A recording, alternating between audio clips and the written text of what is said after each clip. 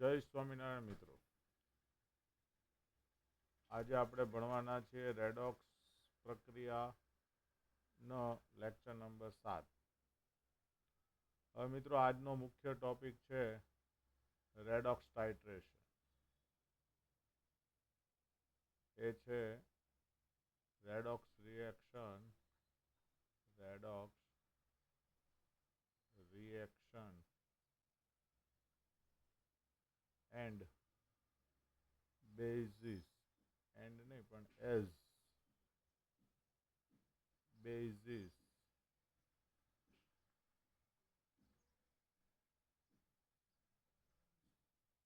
Four titration.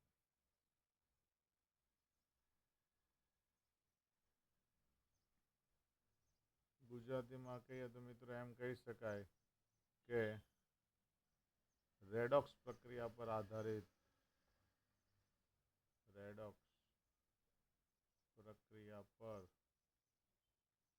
આધારિત અનુમાપન.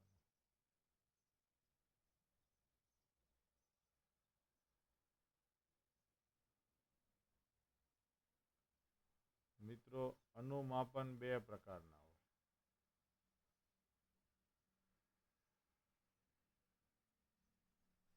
એક હોય એસિડ બેઝ અનુમાપન હોય,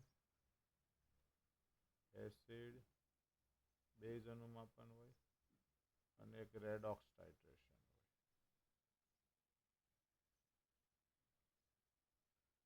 હવે વાત કરવાના એસિડ બેઝ અનુમાપનની અંદર. તો મિત્રો, એસિડ બેઝની અંદર કોઈ પણ એક દ્રાવણની જે સાંદ્રતા હોય, એક દ્રાવણની પ્રબળતા,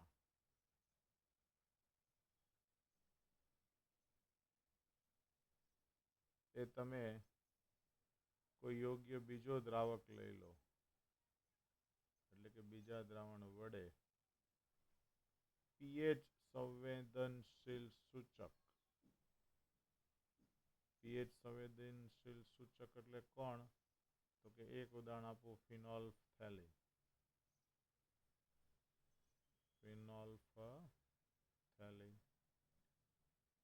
ની મદદથી તમે જાણી શકો છો અથવા નક્કી કરી શકાય છે.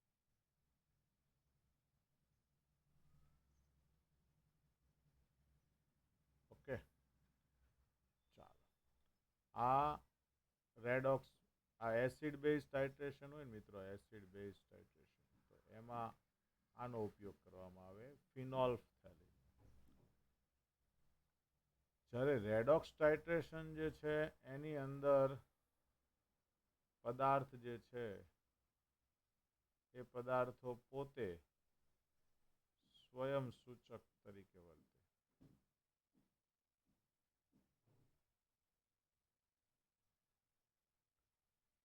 અથવા સ્વયં સૂચક ન હોય તો પછી કોઈ રેડોક્સ સંવેદનશીલ સૂચક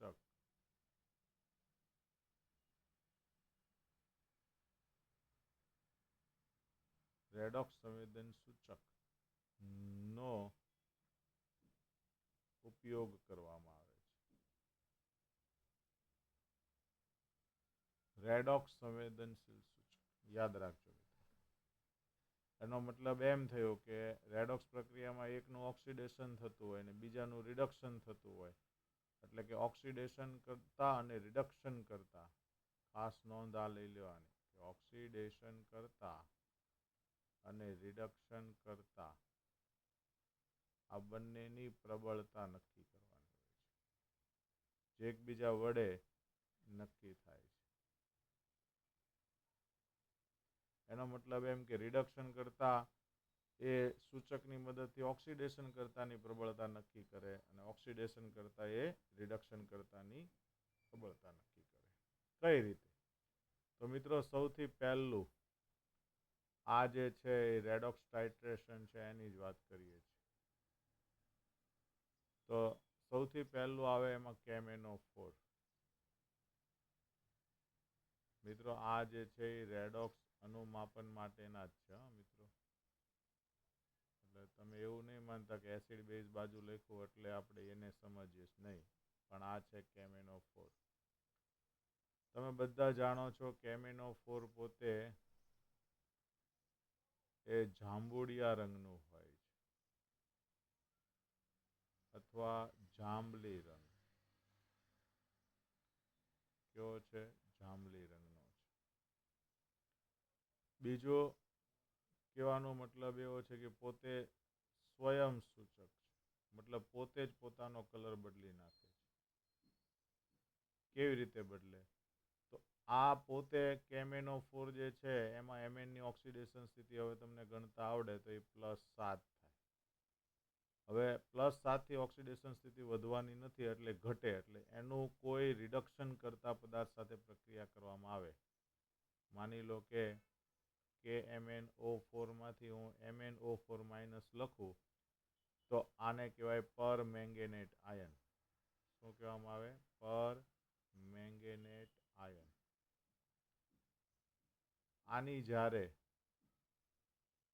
કોઈ પ્રબળ રિડક્શન કરતા, જેમ કે એમાં પણ આપણે 2 ઉદાહરણ લખી શકીએ. Fe+2નું Fe+3માં રૂપાંતર થાય એટલે આનું પોતાનું ઓક્સિડેશન થાય ને સામેનાનું રિડક્શન થાય. અથવા ઓક્ઝલેટ આયન. મિત્રો આનું નામ છે ઓક્ઝલેટ આયન, બરાબર. અને આ છે ફેરસ આયન. કયો છે? Ferrous ion. ઓકે, ચાલો. આના વડે બરાબર સાંભળજો, આ રિડક્શન કરતા જે હોય, જેમ કે મેં 2 નામ આપ્યા, એનો અંતિમ ભાગ માની લો કે હવે 0.001 મોલ વધ્યું હોય, હાવ થોડુંક બાકી રહ્યું હોય, અંતિમ ભાગ નું ઓક્સિડેશન બાકી હોય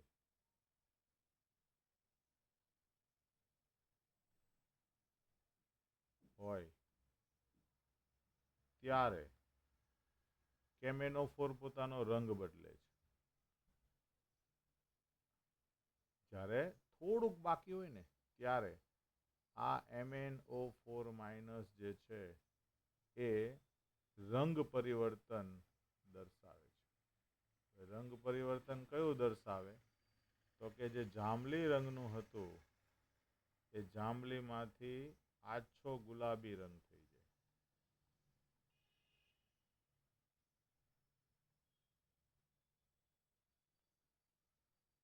દર્શાવે છે.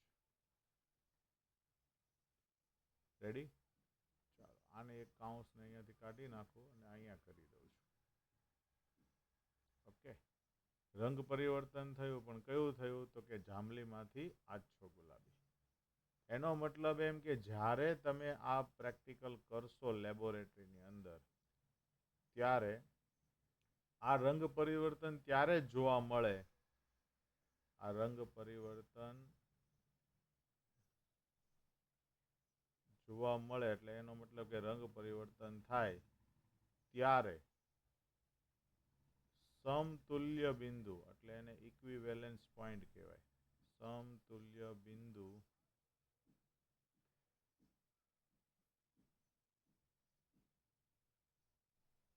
મળી જાય. આનો મતલબ એવો થાય, સમતુલ્ય બિંદુનો મતલબ એવો થાય કે ઓક્સિડેશન કરતા અને રિડક્શન કરતા ની તત્વ યોગમિતિ સમાન બને. એનો મતલબ એમ થયો હોય કે તમે આ પરિસ્થિતિએ જેટલું ઓક્સિડેશન કરતાની સાંદ્રતા અને એનું કદ વાપર્યું હશે એટલું જ રિડક્શન કરતાની સાંદ્રતા અને કદ વાપર્યું હશે. એટલે તમે એમાં આવું સૂત્ર લગાડી શકો છો. એક નાટક થયું, જુઓ તમે. જાંબલી રંગનો KMnO4 ઉમેરો, પછી એમાં Fe+2નું દ્રાવણ અથવા તો C2O4 માઇનસ ઓક્ઝેલેટનું દ્રાવણ ઉમેર્યા પછી તમે જેમ જેમ બીકરને હલાવતા જાઓ, ફ્લાસ્કને હલાવતા જાઓ, એમ તમે જોજો, તમે પ્રેક્ટિકલ લેબમાં જશો ને ત્યારે એક આ પ્રકારની બ્યુરેટ આવશે.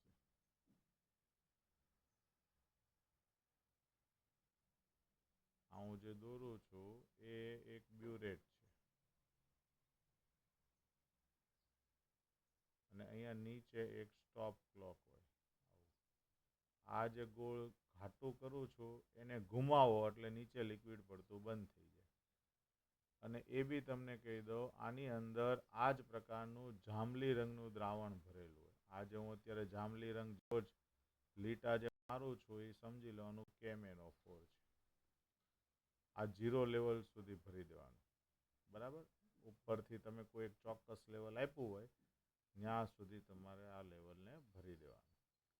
આ કયું છે દ્રાવણ? KMnO4 છે.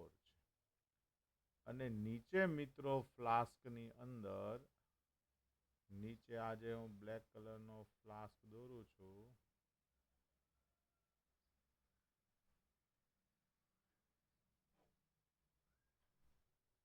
એની અંદર તમારે Fe+2 અથવા C2O4 -2 નું દ્રાવણ લેવાનું.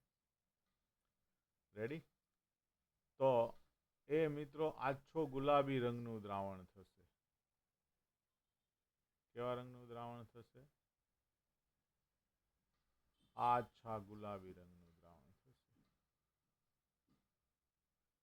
આ ટાઈપનું બની જશે. છેલ્લે દ્રાવણ પડતું હોય ને ત્યારે એ અંદરનું દ્રાવણ જે પહેલા જાંબલી રંગનું જ હોય, પછી ધીમે ધીમે કરતા હાવ આછા ગુલાબી રંગનું દ્રાવણ બને. એટલે તમે કલ્પના કરો કે દ્રાવણ જે છે એ એકદમ બદલાઈ ગયું અને આછા ને જાંબલીમાંથી કેવું થઈ ગયું? આછો ગુલાબી રંગ બની ગયો. આવું નાટક જે જોવા મળે ને KMnO4માં જોવા મળે. પછી બીજો એક પદાર્થ છે એ છે K2Cr2O7. બીજો નામ કયો છે? K2Cr2O7. આ KMnO4 ની જેમ આ જે Cr2O7 -2 લખીએ તો આ પોતે સ્વયં સૂચક નથી મિત્રો, બરાબર સમજજો. આ સ્વયં સૂચક નથી, પોતે પાછો નારંગી રંગનો છે એ બી હું તમને કહી દઉં. નારંગી રંગનો હોય છે.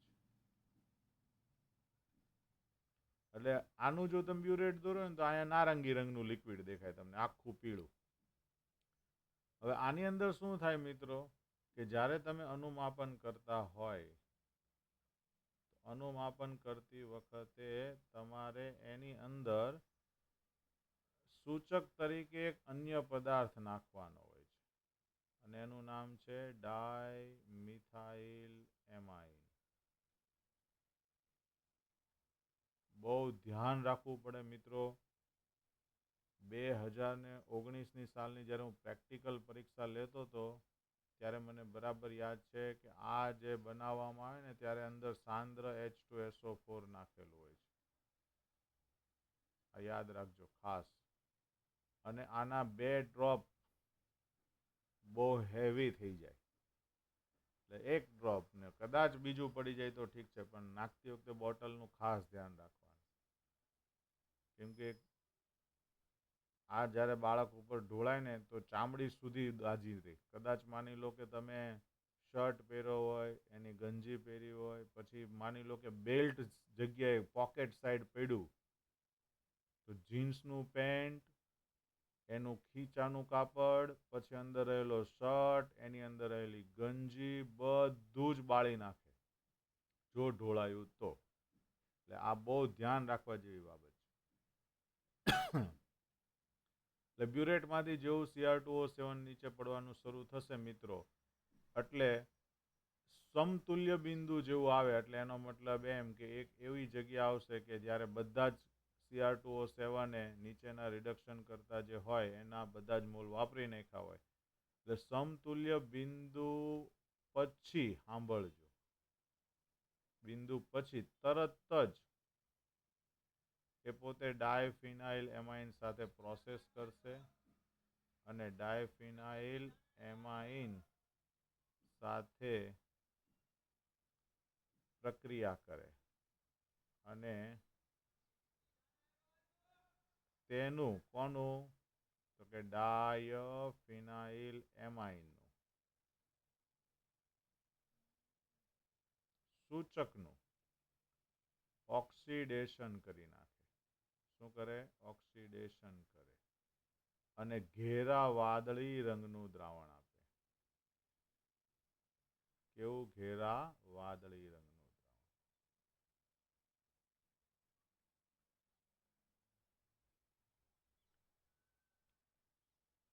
બરાબર.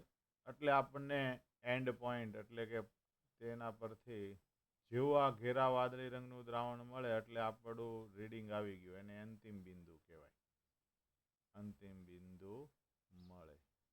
ટૂંકમાં અહીંયા સમતુલ્ય બિંદુ પછી થાય છે અને પેલામાં તમે જોયું હોય તો ઉપર કદાચ સમતુલ્ય બિંદુ રંગ પરિવર્તન થાય ત્યારે મળે. એનો મતલબ એમ કે સમતુલ્ય બિંદુ પહેલા રંગ પરિવર્તન થાય. જો આમાં સમતુલ્ય બિંદુ પછી મળે. બરાબર. પેલામાં સમતુલ્ય બિંદુ આવવાની સહેજ વાર હોય, એક ટીપાની વાર હોય ત્યાં કલર ચેન્જ થાય. એટલે આ બે અલગ અલગ વસ્તુ છે. હવે ત્રીજો ટાઈપ જે છે એ છે મિત્રો આયોડોમેટ્રી.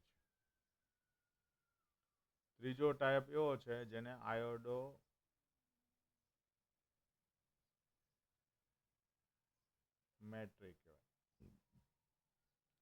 આની અંદર કેવું છે મિત્રો કે જે દ્રાવણ જે છે એ એક ચોક્કસ માટે જ વાપરવામાં આવે. એટલે કે આ પદ્ધતિ જે છે એ માત્ર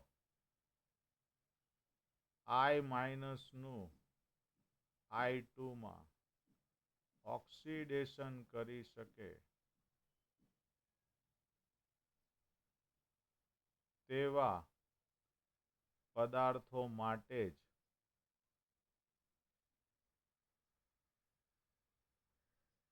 ઉપયોગમાં લેવાય છે. ઉદાહરણ તરીકે Cu+2. રેડી? કેવી રીતે? જુઓ મિત્રો, Cu+2 કેવી રીતે કામ કરે? તો આ Cu+2 લઈએ, એ I- સાથે પ્રક્રિયા કરે એટલે એનું પોતાનું +2 માંથી +1 રૂપાંતર થાય. કેમાં રૂપાંતર થાય? +1 માં. અને કેટલોક આયોડિન -1 માંથી 0 માં ફેરવાય. અહીંયા તો -1 નું -1 જ છે, તો ટોટલ મેં કેટલા લીધા? 4. અહીંયા લીધા 2. મિત્રો, આ આયોડિન વાળી પ્રોસેસ થાય ને ત્યારે પાછળથી આના સ્ટાર્ચ ઉમેરવામાં આવે. આ તબક્કો નંબર પહેલો છે, સમજજો. આ પ્રોસેસનો આ તબક્કો નંબર કયો છે? પહેલો. એમાં જે અહીંયા ઉત્પન્ન થયેલો આયોડિન જે છે એ ઉત્પન્ન થતો આયોડિન ક્યાં જાય? તો કે આ દ્રાવણ જે લીધું હોય ને એ મોટે ભાગે KI હોય.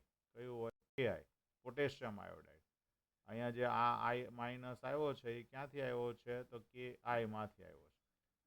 તો ઉત્પન્ન થતો આ I2 જે છે એ પાણીમાં અદ્રાવ્ય છે. કેમાં? પાણીમાં અદ્રાવ્ય છે. કેમ કે આયોડિન પાણીમાં ના ઓગળે અને તેથી એ KI સાથે જોડાઈ જાય. KI માં દ્રાવ્ય થઈ જાય અને એ KI3 સ્વરૂપે રહે. કેવી રીતે રહે? KI3. રેડી? તબક્કા નંબર 2 માં શું થશે મિત્રો? તો કે ત્યારબાદ આ જ્યારે પ્રોસેસ થાય ત્યારબાદ તેમાં થાયોસલ્ફેટ ઉમેરવામાં આવે. કયું ઉમેરવામાં આવે? થાયોસલ્ફેટ ઉમેરવામાં આવે. હવે થાયોસલ્ફેટ એટલે H2O3-2. આ જેવું તમે ઉમેરો એટલે પરિણામે શું થાય છે? તો કે ઉત્પન્ન થયેલો જે આયોડિન હોય તો આયોડિન કે જે KI3 સ્વરૂપે છે એ આયોડિન આ થાયોસલ્ફેટનું એટલે કે H2O3- નું ડાયથાયોસલ્ફેટમાં રૂપાંતર કરે. ડાયથાયોસલ્ફેટમાં રૂપાંતર કરે. તો આથી જે તમે આમાં સૂચક તરીકે સ્ટાર્ચ વાપરો હતો એ સૂચક જે સ્ટાર્ચ સાથે આયોડિનનો જે વાદળી રંગ હોય, આયોડિનનો જે વાદળી રંગ હોય એ વાદળી રંગ શું થાય છે? દૂર થાય છે. વાદળી રંગ એ દૂર થાય છે. બરાબર. એક વાત છે કે જેવું આ ઉમેર્યું હોય ને થાયોસલ્ફેટ, એ પહેલા તમારે એક વાદળી રંગનો સૂચક પણ વાપરેલો હોવો જોઈએ. તો તમને ખબર પડે કે જેવો વાદળી રંગ દૂર થાય અર્થાત આપણને સમતુલ્ય બિંદુ મળે છે. અને સમતુલ્ય બિંદુ જે મળે એના ઉપરથી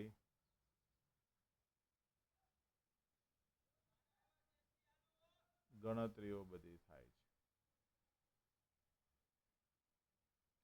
આની અંદર આ I2 એ H2O3-2 જે હોય એનું રૂપાંતર કરી નાખે S4O6-2 માં. તેમાં રૂપાંતર કરે S4O6-2 માં. એટલે આ કેટલી વાર લેવા પડશે? 2 વાર.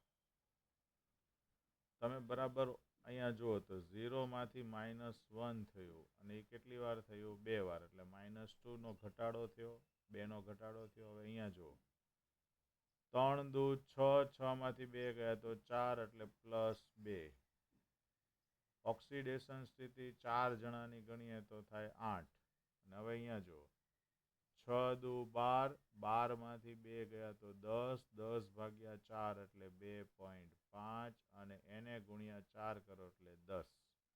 તો તમે જુઓ 8 માંથી 10 થાય, 8 માંથી 10 થાય તો 2 વધે અને 0 માંથી -2 થાય તો 2 ઘટે. મતલબ રેડોક્સ તો સંતુલિત જ છે, પણ આ ક્યારે જોવા મળે? કે જ્યારે આ વધારાનો જે ઉત્પન્ન થયેલો I2 છે, I2 આવ્યો ક્યાંથી? તો કે પહેલા સમીકરણમાંથી. સમજો એ I2 જે છે એ સોડિયમ થાયોસલ્ફેટ સાથે પ્રક્રિયા કરીને સંપૂર્ણ વાપરી નાખે. એટલે કે રંગ જે હોય વાદળી રંગનો, આ વાદળી રંગ ક્યાંથી આવ્યો તો મિત્રો? ફરીથી એકવાર, આ બીજા સ્ટેપમાં પહેલું કામ અને આ બીજું કામ. તો પહેલું કામ શું કરવામાં આવે? તો કે દ્રાવણમાં સૂચક તરીકે કયો ઉમેરવામાં આવે? સ્ટાર્ચ અથવા સ્ટાર્ચ ગ્લાયકોનેટ, બેમાંથી કોઈ પણ હોય. સ્ટાર્ચ ઉમેરતા વાદળી રંગ બને છે. કેવું બને છે? વાદળી રંગ આપે. અને પછી એમાં થાયોસલ્ફેટ ઉમેરવાનું આવે. બરાબર. એટલે વાદળી રંગ શું થશે? દૂર થશે. બરાબર. ચાલો મિત્રો, આ ઓનલી ફોર MCQ છે અને MCQ એના કરતાં વધારે આ લેબોરેટરીનું કામ છે. એટલે આપણને કદાચ ક્યારેક એમ લાગે કે ભાઈ આમાંથી શું પૂછાય, તો આમાંથી પૂછાવાના ચાન્સીસ બહુ ઓછા છે. આ ખાલી જનરલ નોલેજ માટે છે કે રેડોક્સ ટાઇટ્રેશન નામની કોઈ પ્રોસેસ આવે ખરી? તો કે હા. ચાલો હવે આપણો ટોપિક આવે છે મિત્રો, અને એ છે ડેનિયલ કોષ,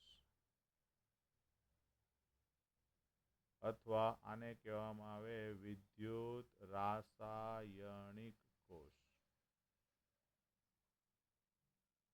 ડેનિયલ કોષ અથવા એને કહેવામાં આવે વિદ્યુત રાસાયણિક કોષ. હવે આ કામ ક્યાં લાગે મિત્રો? બરાબર. તો સૌથી પહેલી વાત, ડેનિયલ કોષ કોને કહેવામાં આવે? હવે તમે આગળ ચેપ્ટરમાં ભણી ગયા કે ઝીંકના સળિયાને કોપર સલ્ફેટમાં ડુબાડવામાં આવે, આના દ્રાવણમાં ડુબાડીએ તો શું થશે મિત્રો? પ્રોસેસ યાદ છે? તો Zn solid CuSO4 aqueous gives ZnSO4 aqueous વત્તા Cu solid. તો આ પ્રક્રિયામાં તમે જો ઝીંક જે છે એ ઇલેક્ટ્રોન ગુમાવી અને ઓક્સિડેશન અનુભવે છે.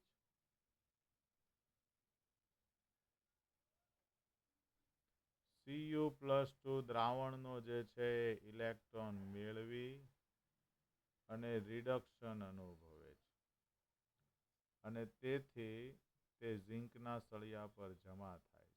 આવું આપણે ઓલરેડી આગળ ભણી ગયા. સળિયા પર જમા થાય અને તેથી ઝીંકનો જે સળિયો છે એ તામ્રવર્ણી બને છે. એટલે એનો મતલબ એમ કે એના પર તાંબાનું પડ ચડી જાય છે. પણ આ બધી પ્રક્રિયા એક બીકરમાં થતી હતી એટલે ઇલેક્ટ્રોનનું જે સ્થાનાંતર છે મિત્રો, સ્થાનાંતર એ ઝીંકથી કોપર તરફ આપણે જોઈ શકતા નથી. આ પ્રોસેસ ક્યારે થાય ને કેવી રીતે થાય ને એ બધું આપણને ખબર પડે નહીં. એટલે આપણે એને માટે શું કરીએ છીએ તો કે બે અલગ અલગ પાત્રમાં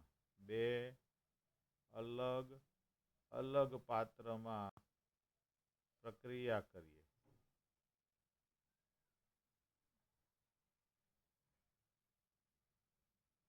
ચલો મિત્રો, હવે તમે જોજો આ ખાસ જે તમારા માટે એક નવો ટોપિક જ બને છે. તો મિત્રો, સૌથી પહેલી વાત તો એ કે આને માટે 2 બીકર લેવામાં આવે. એક બીકરની અંદર, જો આ પહેલું વાક્ય તમારે નીચે હું લખવાનો છું, પછી તમારે અત્યારે પહેલા આકૃતિ પ્રમાણે સમજવાનું છે. ચલો, બીકર એ, એની અંદર દ્રાવણ ભરવાનું ZnSO4. આ દ્રાવણ કયું છે? ZnSO4. અને એની અંદર આ ઝીંક ધાતુનો સળિયો ડુબાડવાનો. કયો સળિયો ડુબાડ્યો? ઝીંક ધાતુનો સળિયો. દ્રાવણ કયું લીધું? ZnSO4. બને ત્યાં સુધી 1 મોલર સાંદ્રતાવાળું લેવાનું, એટલે પ્રમાણિત દ્રાવણ થઈ જાય. બરાબર? ચાલો, એની બાજુમાં મેં લીધો બીજો સળિયો, એ લીધો કોપરનો સળિયો. આ લાલ એટલા માટે બતાવું છું, થોડું દેખાય, બાકી કોપર લાલ હોતું નથી. બરાબર? ચાલો, એને થોડું પતલું કરીએ. આ કયું છે? કોપરનો સળિયો છે. અને એની અંદર દ્રાવણ ભરીએ છીએ વાદળી રંગનું. આ છે કોપર સલ્ફેટનું દ્રાવણ. કયું દ્રાવણ છે? કોપર સલ્ફેટનું દ્રાવણ, CuSO4નું દ્રાવણ. આને પણ બને ત્યાં સુધી 1 મોલર પ્રમાણિત લેવાનું. હવે સાંભળજો, આ 2 વાક્ય પહેલા લખી દઉં નીચે, તો કેવી રીતે જુઓ.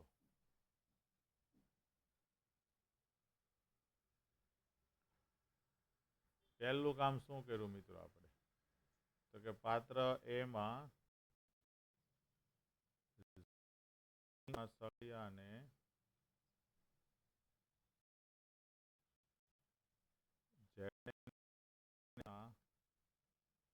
દ્રાવણમાં ડુબાડીએ. હવે એ બી તમને કહી દઉં, આનું પ્રમાણિત દ્રાવણ જ લેવાનું. બરાબર છે? પ્રમાણિત દ્રાવણનો મતલબ થાય 1 મોલર સાંદ્રતાવાળું. બરાબર સમજજો. કદાચ તમને ચોપડીમાં આ પ્રકારના વાક્યો ન દેખાય ને, તો એ લોકોએ બધું શોર્ટકટમાં લખ્યું હશે, એટલે આપણે એને વ્યવસ્થિત લાંબુ લખીએ છીએ. અને બીજા પાત્રની અંદર ભેગું લખી દઈએ. બીમાં આપણે કયું દ્રાવણ લઈએ છીએ? ધાતુની અથવા એનો સળિયો SO4ના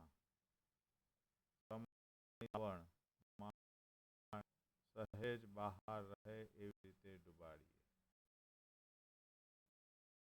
હવે મિત્રો, અહીંયા બંને દ્રાવણોને જોડતી એક યુ આકારની, ઊંધા યુ આકારની, જો છે ચત્તો જ, પણ તમને અત્યારે ઊંધો યુ દેખાશે, કે જેના બંને છેડા ઉપર કોટનના પૂમડા ચોંટાડેલા હોય. મતલબ કે આ પૂમડા ભેરવી દેવામાં આવે અહીંયા. એટલે શું થાય મિત્રો? દ્રાવણ બંદર જે ભરવાનો છો એ બારું ન આવે. આની અંદર મિત્રો એક આજે અત્યારે હું પર્પલ કલર દોરું છું, સ્કાય બ્લુ જેવું દેખાય છે ને તમને, જે સમજી લો અંદરનું એક દ્રાવણ છે અને એનું નામ છે એમોનિયમ નાઇટ્રેટ. કયું છે? એમોનિયમ નાઇટ્રેટ અથવા કે NO3 નું દ્રાવણ હોય, અથવા NO3 નું દ્રાવણ ધરાવતું હોય ને આ રચનાને કહેવાય ક્ષાર ક્ષેતુ કહેવાય. શું કહેવામાં આવે? ક્ષાર ક્ષેતુ. ચાલો, આ ત્રીજો પોઈન્ટ છે. ને હવે છેલ્લો પોઈન્ટ, આ ઝીંકના ધાતુના સળિયાને અને આ લાલ દોરેલો કોપર ધાતુના સળિયાને વિદ્યુત વાહક તાર વડે ગેલ્વેનોમીટર G મારફતે જોડવામાં આવે. આખી રચના પૂરી થઈ ગઈ. જુઓ તો મિત્રો, સૌથી પહેલી વાત લખીએ અહીંયા એવું કે બંને બીકરોના દ્રાવણોને, બંને બીકરના જે દ્રાવણ છે એ દ્રાવણોને યુ આકારની કાચની નળી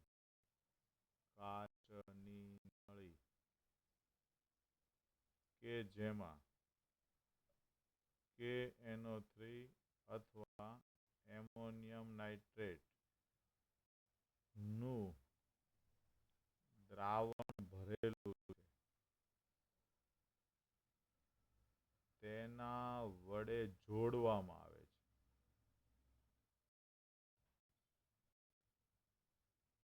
આને ક્ષાર ક્ષેત્ર કહેવાય છે.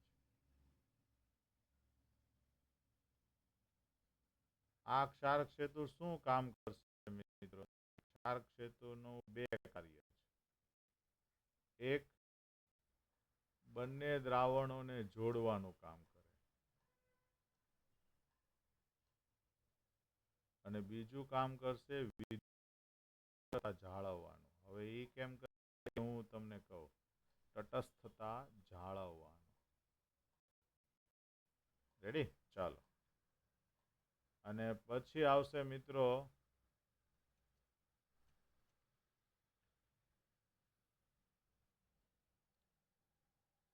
ગેલ્વેનોમીટર વાળી. તો બંને ધાતુની જે પટ્ટી જે છે અથવા સળિયા, એને વિદ્યુત વાહક તાર વડે ગેલ્વેનોમીટર મારફતે જોડો. ગેલ્વેનોમીટર મારફતે એટલે કોના દ્વારા? G મારફતે જોડો. જેવું તમે જોડો એટલે ઇલેક્ટ્રોનનો પ્રવાહ એ ઝીંકથી કોપર ધ્રુવ તરફ શરૂ થશે.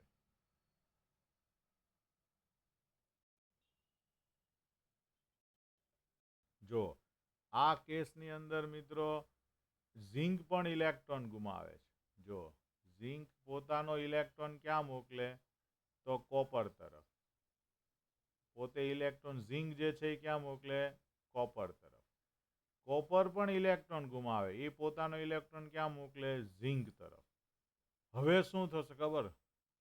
ઝીંકના ઇલેક્ટ્રોનનો પાવર વધી જાય છે. એટલે આ ઇલેક્ટ્રોનનો પાવર શું થાય? દબાઈ જાય અને ઇલેક્ટ્રોન ફાઇનલી ક્યાં જાય? તો ઝીંકથી ક્યાં જવા મળે? કોપર તરફ. ઓલો એક મોકલે તો આ 3-4 મોકલી દે. એટલે ઓવરઓલ શું થાય? ઇલેક્ટ્રોનનો પ્રવાહ ક્યાં જોવા મળે? તો કે ઇલેક્ટ્રોનનો પ્રવાહ ઝીંકથી નીકળે અને ક્યાં જાય? કોપર તરફ જાય. આ હું જે દોરું છું એ ઇલેક્ટ્રોનનો પ્રવાહ છે. વિદ્યુત પ્રવાહ મિત્રો જે રૈવાજિક પ્રવાહ કહેવાય એનાથી ઊંધી દિશામાં હોય. એ કોપરથી એનોડ તરફ કહેવાય. એ રૈવાજિક પ્રવાહની દિશા કહેવાય. રેડી? ચાલો. હવે મિત્રો જે આવે છે એની વાત કરીએ. તો આમાં પ્રોસેસ કઈ થઈ? આ જે પ્રક્રિયા થઈ મિત્રો એની અંદર પ્રોસેસ કઈ થઈ? તો એની અંદર પ્રોસેસમાં એવું છે કે આ જે ઝીંક ધ્રુવ હતો ત્યાં Zn સળિયામાંથી Zn+2 આયન બને અને 2 ઇલેક્ટ્રોન દૂર થાય.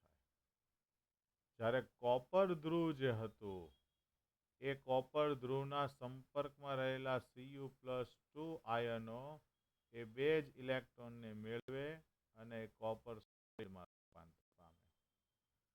અને પરિણામે ઓવરઓલ કુલ પ્રક્રિયા કઈ થઈ? તો કે જે Zn પ્લસ Cu+2 આયન જે હતો, જો આ 2 ઇલેક્ટ્રોન તો કે Zn+2 માં ફેરવા અને કોપર 1 મિનિટ. ઓકે,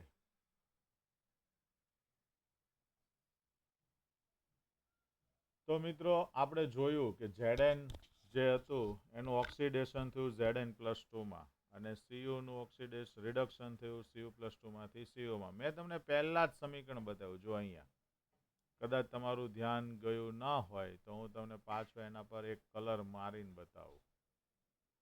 આ કલર તમે જુઓ છો એ Zn માંથી Zn2 બને જો અને Cu માંથી Cu+2 બને છે. ઓકે, તો મારો કહેવાનો મતલબ એમ છે કે Zn માંથી Zn+2 એટલે ઓક્સિડેશન થાય, Cu+2 માંથી Cu એટલે રિડક્શન થાય. તો આ Zn પ્લસ સોલિડ જે હતું એમાંથી Zn+2 આયન બને એટલે કે અહીંયાથી આ દેખાય તો બરાબર. અને એવી જ રીતે આ જે Cu+2 હતું અહીંયા મારું તે એમાંથી અહીંયા Cu બની ગયું જો. ઓકે, તો એ જ પ્રોસેસ અહીંયા નીચે પણ થઈ, પણ અહીંયા 2 અલગ અલગ પાત્ર લીધા એટલે આપણને પરફેક્ટ ખબર પડી ગઈ કે કોણ વધુ છે એમ. તો એનો મતલબ એમ થયો કે આપણે જે અહીંયા બીકર એ લીધું હતું મિત્રો, એ બીકર એ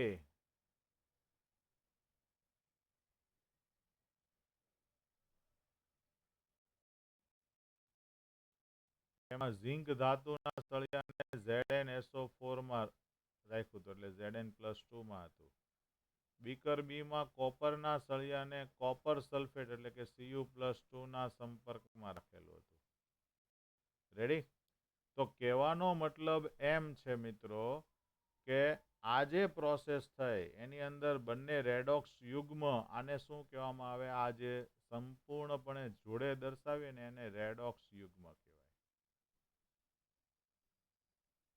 બરાબર? ઘણીવાર આને +2 પહેલા પણ લખે, આમ પણ લખે Zn+2 Zn લખે એટલે રિડક્શન એમ, અને કોપર+2 કોપર લખે તો એ પણ બે એક જ કહેવાય, એમાં કાંઈ ફરક પડતો નથી. બરાબર? આપણે એક વાત એ યાદ રાખવાની છે કે આની અંદર અવલોકન શું જોવા મળ્યા છે કે તમને આ પ્રેક્ટિકલ થાય તો અવલોકન શું જોવા મળે. પહેલી વાત તો એ કે ઇલેક્ટ્રોનનું જે સ્થાન છે, તમે જો ગેલ્વેન ખબર પડી ગયું કે ઝિંક ધ્રુવથી કોપર ધ્રુવ તરફ થયું એટલે કે કોપરના દ્રાવણ તરફ થયું. રેડી? બીજું તમે એમ જુઓ તો અહીંયા એકચ્યુઅલી વિદ્યુતીય તટસ્થતા કેમ જળવાય છે? તો કે એક બીકરની અંદર તમે અહીંયા 1 મિનિટ માટે ઉપર આકૃતિ પર નજર કરો મિત્રો, જો કદાચ આપણને ખ્યાલ આવે તો. હવે અહીંયા શું થશે મિત્રો, જેટલું Zn છે ને એ બધા Zn+2 માં ફેરવાયા કરશે. અહીંયા દ્રાવણ તો ZnSO4 નું હતું જ, અને પ્લસ પ્લસ ચાર્જ વધ્યા જ કરે તો પરિણામે આ ધનભારિત થાય. રેડી? એવી રીતે અહીંયાથી Cu+2 જે છે એ બધું અહીંયા જમા થશે. આ હું જે ડોટ દોરું છું એ જમા થાય છે એમ કલ્પના કરો. બરાબર? તેનો મતલબ એમ કે દ્રાવણમાં Cu+2 ઘટી જાય. તો હવે તમે મિત્રો જુઓ છો એમ કે દ્રાવણની અંદર Cu+2 ઘટે એટલે આપણને ખ્યાલ છે કે SO4-2 ની સાંદ્રતા વધે. તો એક જ વસ્તુ થઈ, એક બાજુ ધન વીજભાર વધ્યો, એક બાજુ ઋણ વીજભાર વધ્યો. અને જો આવું બને મિત્રો તો સમજી લેજો કે ઇલેક્ટ્રોનનો પ્રવાહ ઋણ ભાર તરફ કોઈ દિવસ જાય નહીં, એટલે શું થશે મિત્રો, આવા સંજોગોમાં SO4-2 અહીંયા શું હોય, SO4-2 એ આ દ્રાવણમાં થઈ અને ધીમે ધીમે કરતા અહીંયા આવી જાય. બરાબર છે, ખાસ યાદ રાખજો. એટલે એક આયન જે છે એક દ્રાવણથી બીજા દ્રાવણ તરફ આ સોલ્ટ બ્રીઝ, જેને ક્ષાર ક્ષેત્ર કીધું હતું, એ વિદ્યુતીય તટસ્થતા જાળવી રાખે. એટલે કે એક બીકરમાં રાખેલા જે આયનો છે એ રાખેલા દ્રાવણથી બીજા બીકર માં રાખેલું જે દ્રાવણ છે એ રાખેલા દ્રાવણ તરફ આયનોનું સ્થાનાંતર થાય છે.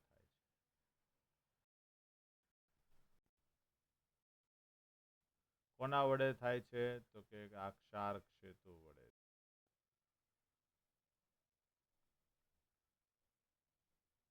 અને પરિણામે શું થાય, તો કે વિદ્યુતીય તટસ્થતા જળવાય. વિદ્યુત તટસ્થતા જળવાય. ઓકે, ચાલો. તો અહીંયા જે દ્રાવણમાં ડૂબાડેલા સળિયા હતા એ દ્રાવણમાં ડૂબાડેલા સળિયાને કહેવામાં આવે વિદ્યુત ધ્રુવ. શું કહેવામાં આવે, અહીંયા જે દ્રાવણ આ ડૂબાડેલા ધાતુના સળિયા છે એ ધાતુના સળિયા કહેવામાં આવે વિદ્યુત ધ્રુવ. બીજી, આ વિદ્યુત ધ્રુવ જે ગુમાવે છે એને કહેવામાં આવે પોટેન્શિયલ. એટલે કે કોઈ પણ વિદ્યુત ધ્રુવો વચ્ચે પોટેન્શિયલનો તફાવત થાય ને પરિણામે વિદ્યુત પ્રવાહ ઉત્પન્ન થાય તો એને કહેવામાં આવે વિદ્યુત ધ્રુવ પોટેન્શિયલ. તો કે વિદ્યુત ધ્રુવ મુક્ત કરવાની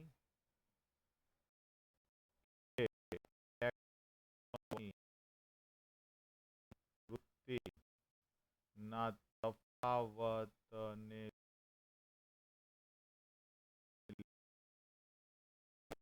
વિદ્યુત પ્રવાહ ઉત્પન્ન થાય છે.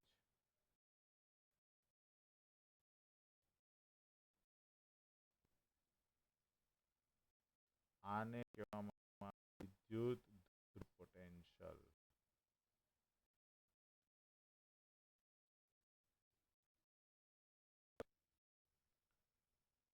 હવે તમે વિચારો કે આપણે જે દ્રાવણ લીધું ને ત્યારે મેં તમને કીધું હતું બધાની 1 મોલર સાંદ્રતા લેવાની. શા માટે કીધું હતું, કે એટલા માટે જ કે બે વિદ્યુત ધ્રુવના પોટેન્શિયલનો તફાવત જે છે ને એને કહેવામાં આવે કોસ પોટેન્શિયલ કહેવાય મિત્રો. શું કહેવામાં આવે, કોસ પોટેન્શિયલ. બરાબર, એક વિદ્યુત ધ્રુવ માટે વિદ્યુત ધ્રુવ પોટેન્શિયલ હોય અને બે વિદ્યુત ધ્રુવ ભેગા થાય તો એને કહેવામાં આવે કોસ પોટેન્શિયલ. હવે આ જ વિદ્યુત ધ્રુવ પોટેન્શિયલ માટે જો દ્રાવણોની સાંદ્રતા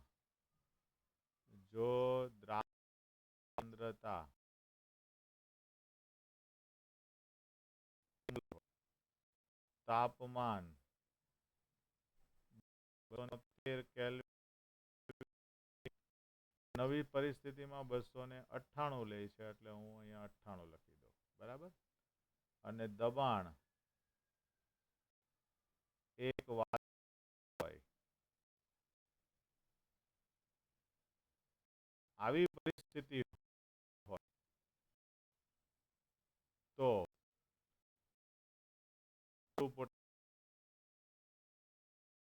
પોટેન્શિયલને પ્રમાણિત વિદ્યુત ધ્રુવ પોટેન્શિયલ કહેવાય છે.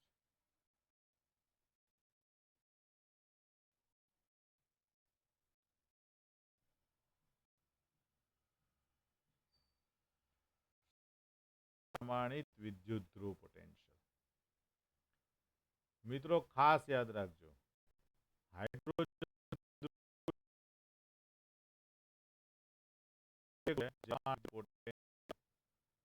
શૂન્ય સ્વીકારેલો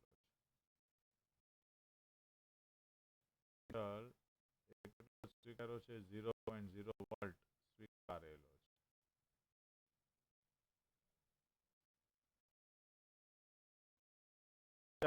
કરતા વધુ આવે, પ્લસ આવે, તો એ ઓક્સિડેશન કરતા અથવા તો નિર્બળ રિડક્શન કરતા કહેવાય. બરાબર. માની લો કે અહીંયા તમે વિચાર કરો તો આ 0.0 છે ને કોઈ પોઝિટિવ વેલ્યુ પણ હોઈ શકે. તો જેનો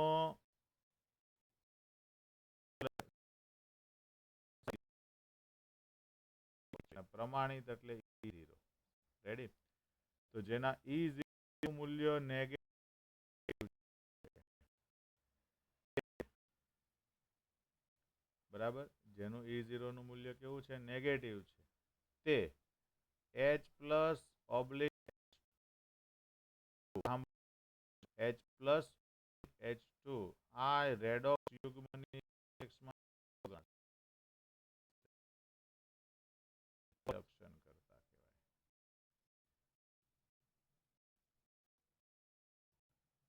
જેનો E0 નું મૂલ્ય નેગેટિવ છે, એટલે મતલબ ઇલેક્ટ્રોન શું કહે છે?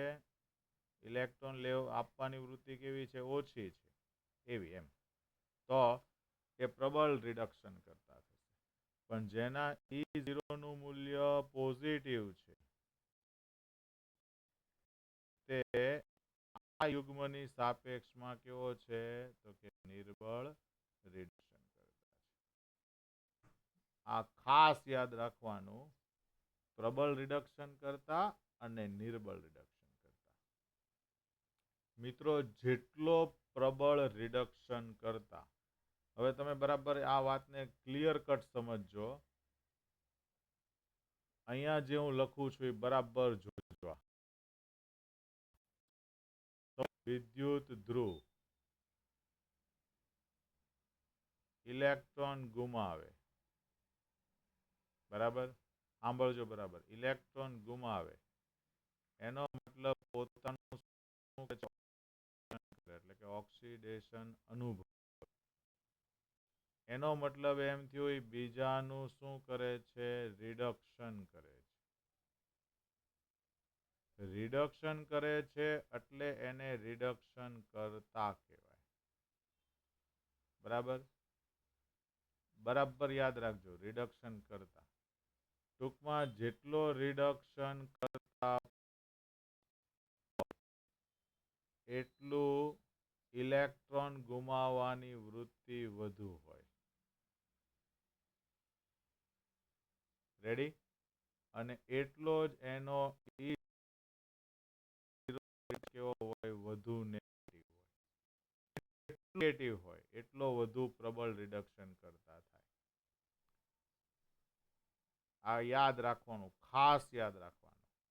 દાખલા તરીકે હું તમને એમ કહું કે ભાઈ આ એક્ઝામ્પલ તરીકે માની લો કે E0 Li plus oblique Li, ચોપડીમાં વેલ્યુ છે જ, તમે ખાલી ચેક કરો, 3.05. ઓકે, આ પહેલાનું. પછી બીજો લઈએ આપણે E0 of Cu plus 2 oblique Cu. Cu plus 2 oblique Cu એ છે 0.34. ચાલો, હવે આ બે છે. તો તમારે કેવું હોય કે ભાઈ આમાં પ્રબળ રિડક્શન કરતા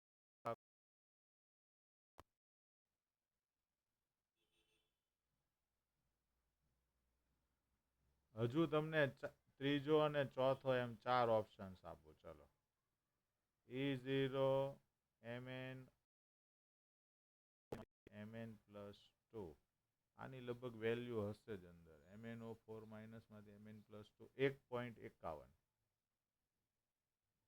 આ બધા હું મૂલ્યો મોઢે નથી લખતો મિત્રો, પેજ નંબર 71 પર આપેલા છે.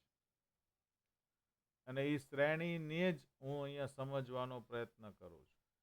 એક આપેલું છે Fe.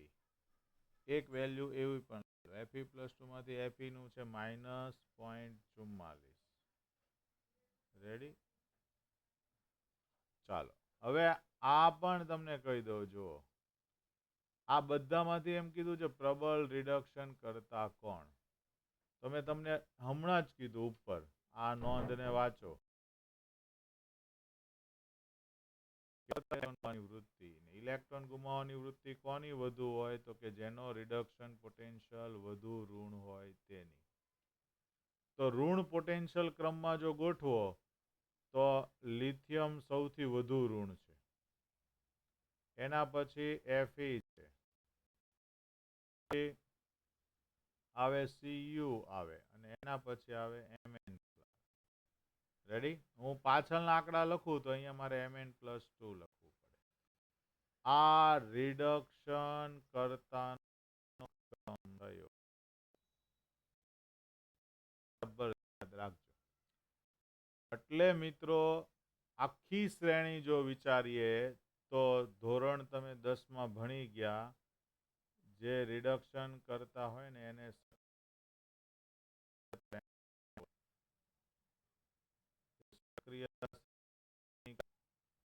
લિથિયમ, પછી પોટેશિયમ, પછી સોડિયમ, પછી મેગ્નેશિયમ. આ યાદ રાખવા જેવા છે એટલા જ હું લખું છું. એલ્યુમિનિયમ, પછી ઝિંક, Fe, પછી લેડ, છે હાઇડ્રોજન.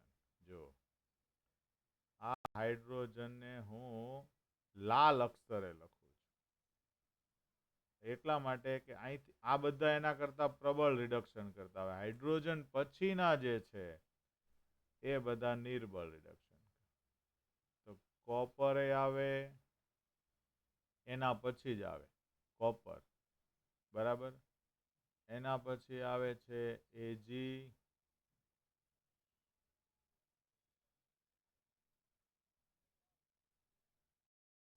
પછી આવે છે Au, આ બધા આવે. તો મિત્રો આપણે જે ક્રમની જરૂર હતી એ આ શ્રેણી થઈ ગઈ. આપણે ધાતુઓના નામ લખેલા છે બધા, તમે જુઓ. બરાબર?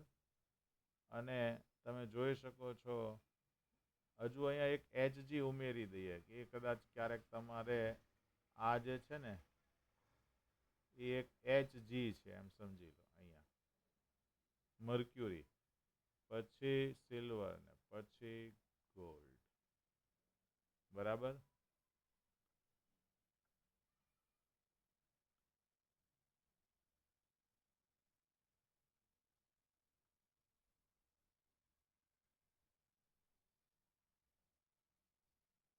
તો આ બધું થયું આપણું રેડોક્સ યુગ્મની વાતો.